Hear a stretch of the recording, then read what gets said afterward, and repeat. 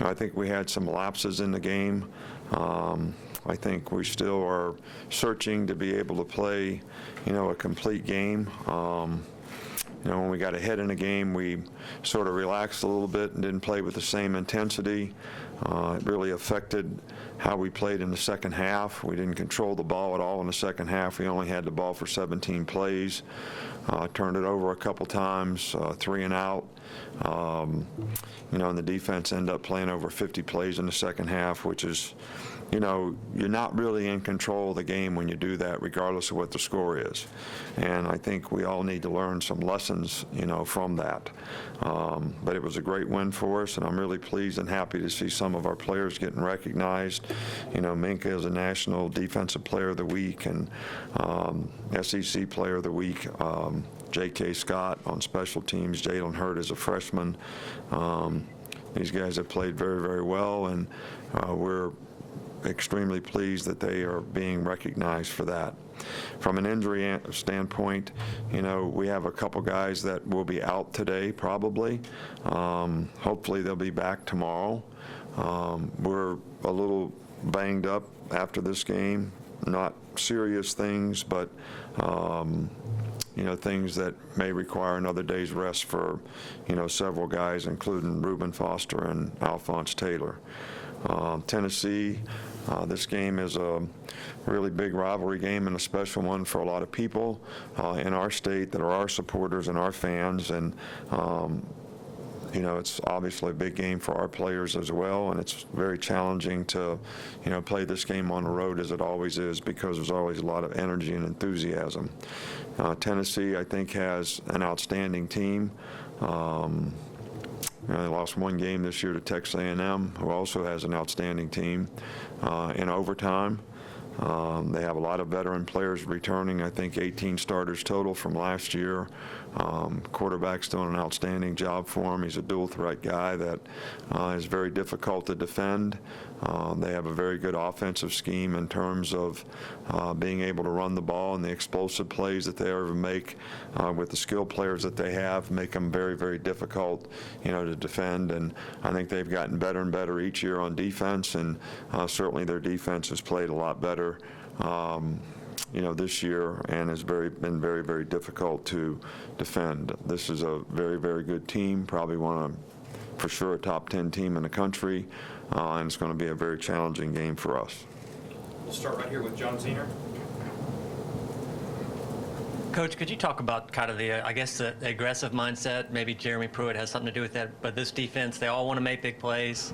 You've had a bunch of guys kind of harass the quarterbacks and get sacks and everything. Well, I thought one of the things that we did well in the last game was we did affect the quarterback with the front seven and the pass rush.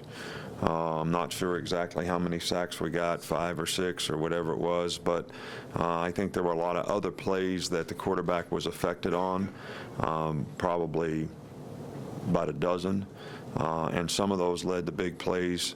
A couple of our interceptions were because the quarterback was under duress. So I think it's a team thing, but I do think that we need to be more difficult to score on, regardless of whether you want to say we're aggressive or we're not aggressive, or we play better coverage in the back end, or we play the ball better, or whatever. I mean, you got to be difficult to score on. And we played 2 games this year where we've given up a lot of points, and so we got to get all 11 guys playing together and doing a good job so that we are more difficult to score on. Back over there. Alvin Kamara is a guy you're obviously familiar with. What's a challenge in defending a guy like him who can run with toughness between the tackles, explosive on the outside, and also his ability to catch the ball is pretty outstanding too? Well, Alvin to me is an outstanding player, and I think he's got great speed. He's very instinctive. He's a very good receiver.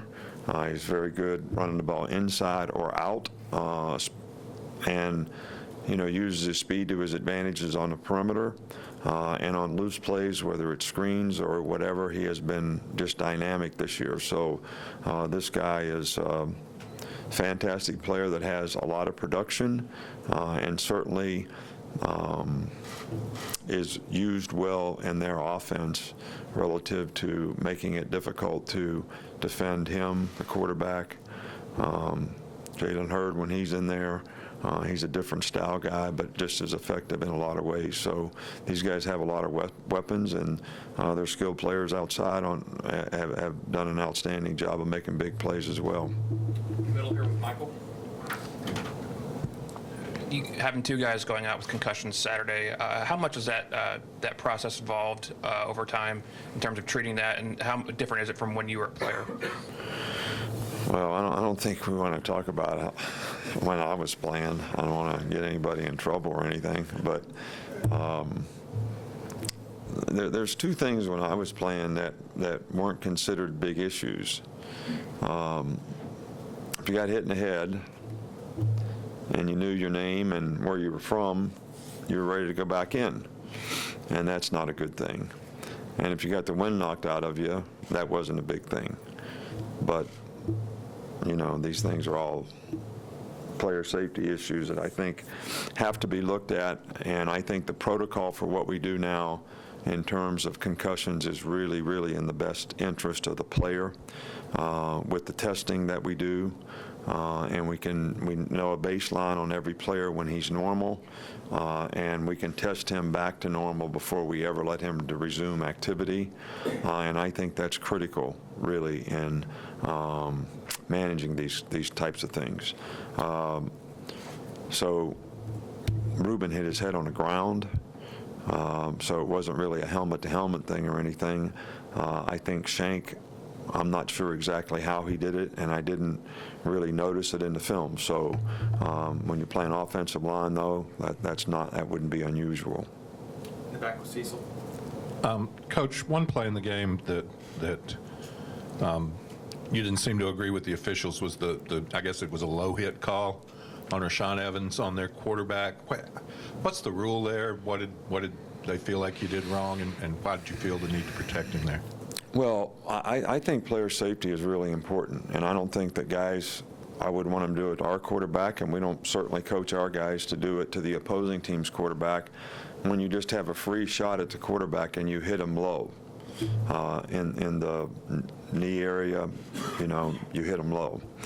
All right, but when a guy's being blocked, pushed in the back, or scrambling toward the quarterback, I mean, there is supposed to be a judgment call as to whether the guy went low on the guy intentionally, had an opportunity to stay up, or didn't have an opportunity to stay up. And I'm not criticizing the officials. I just thought that, you know, the guy beat the guy around the edge and lowered his shoulder and was getting pushed and was off balance, and it wasn't an intentional thing. But that's a judgment call, and we certainly, you know, have to live with whatever's called. But you know, it's just like the manager that comes out in baseball.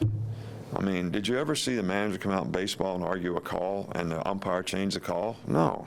Well, you're trying to get it right the next time, all right? So you're just trying to make sure they do it right the next time. I mean, so that's kind of how it is. We'll come back over here with Mark. Just after reviewing the film in the secondary, how much was that poor technique versus not playing the ball or whatever they were doing to surprise you guys? Well, there wasn't anything that they were doing to surprise us. I think we made a couple mental errors that the first touchdown that the tight end catches the ball and there's nobody around, we busted the coverage, miscommunication, very simple, easy thing. You know, we just didn't play smart at times in terms of executing what we were supposed to do, and there were several opportunities where we had a chance to make the decision you always have to make. Do I intercept the ball? Do I swat and hook the guy? Do I have to break down and tackle this guy here? And we didn't do that very well. And we need to play better. We need to have better eye control. We need to key better. And we need to execute what we do a little better. And I think that players probably understand that, and they certainly want to play better, and we want to help them play better. Front left with Ken. Particularly in this big stretch, how important, how valuable is a J.K. Scott? And is it, I don't know, is it kind of easy to take him for granted a little bit? No, I don't take him for granted at all. You know, I respect the guy's ability tremendously, and he has been very consistent this year so far, so we really have a great respect for the hard work that he's done, and what a weapon he is for us in terms of controlling vertical field position in the game. And you know, we don't take him for granted, but you know, we have one game that we're concerned about, so there's no stretch or anything. It's just one game. So that's this week, and that's the most important thing that we're trying to do, and hopefully we'll get him to execute well this week and keep the consistency up to where it's beneficial to our team. Come back over here with Ben. I know it's part of the message every week, but given some of the comebacks that Tennessee has had this year, how critical is it to get a full 60 minutes out of this game and kind of not let up? Well, I think that was part of the original message that we need to do a better job of that. We can't relax in games. We can't have lapses in games. We can't think just because we're ahead. You know, we always talk about no scoreboard, keep playing. But when you relax, you let the momentum of the game change, and that's hard to get back. And the way people score points now, I mean, there's been numerous games where people are ahead by 21 points and end up losing the game. So I think for everybody on the team to understand that, whether you're playing on special teams, offense, defense, it's really, really important. You're either controlling the game, forget about winning the game. You're either in control of the game or you're not. And if you don't stay in control of the game, then you're giving the other team a lot of opportunities to gain the momentum in the game that they need to get back in the game and maybe come back and have a chance to beat you. Okay, we'll go in the back here. Coach, how often in practice do you practice defending a Hail Mary, and what are some of the keys for defending that? Well, everybody has a philosophy about how to do it, but you know, we sort of try to man match them. We have certain guys that play the ball. We have certain guys that box out. So, you know, I've lost games on this before. I don't think this is a play that anybody can take for granted, which is sometimes hard to get the players sold on, that they really have to go execute this play, that it is a play that can make a big difference in the game. I tell our players chapter and verse every game that this has been an issue. I mean, we won a game at LSU, you know, the Bluegrass Miracle, on the same kind of thing. They already dumped the Gatorade on the other coach. All right, so it's not a play you can take for granted, and I think a lot of people assume that it's a low percentage play. They're not going to complete the ball. All right, but when you don't execute and do things correctly, you give them every opportunity to get the ball. So we do practice it on Thursdays. We practice it during scrimmages. We practice it in preseason. We practice it every week. And there's also plays that come off of that. You know, people have hook and ladder. They have different other plays that, you know, also have to be practiced and defended. Okay, a couple more, Alex and then Joe. I want to ask about Minka. His development as a cornerback, obviously the 3 interception game was huge, but his ability just to read plays from the backfield, what have you, defensive backfield, what have you seen his development in that area?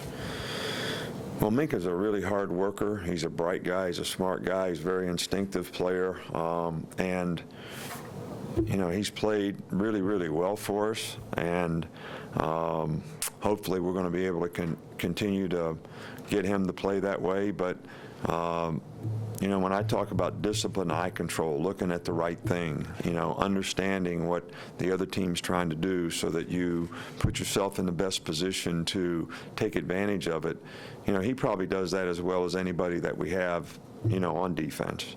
And I think that he ends up making plays because of it. I think some of our other guys, they want to make plays, but they got to understand that you got to pay attention to detail. You got to look at the right things. You got to put yourself in the right position, and then you're going to give yourself the best opportunity to make plays. And that's the thing that hopefully we can use some of those plays as an example to help others do the same. back with Joe. We'll finish up. Coach, you've touched on this a little bit already, just keeping the foot down in the second half. Do those occasional lapses become even more of a concern when you're dealing with an opponent that's shown a knack for big rallies in the second half? Well, yeah, I'm always concerned about our team, so it's always a concern to me. I don't know if anybody noticed, but I wasn't the happiest camper, in the second half or after the game, for that matter, because we weren't in control of the game and we didn't control the game. So I think it's always an issue regardless of who you're playing. Obviously, people that have really good teams have more capabilities to be able to create plays that can change momentum in games that players have to play through. And, the best time to score is when the other team scores. All right, so if they score, you got to answer the bell. And you got to keep the ball, and you got to control the game. That's what we're talking about here. So sometimes you win, but did you really control the game? And I don't think we controlled the game in the second half. So that's not something that we can do in the future and continue to win. We're just not going to do it. It's not going to happen that way. Not when you play good teams. And Arkansas was a good team. And what if Minka doesn't intercept the pass in the end zone and run it back for 100 yards and they score on that drive rather than us score? That's a 14-point swing in the game. Now all of a sudden, you're in the middle of, it was 42-24, now it's 42-31. And there's a lot of time left to go in the game. So, got to be in control of the game. Okay. Thanks, Coach. All right, thank you.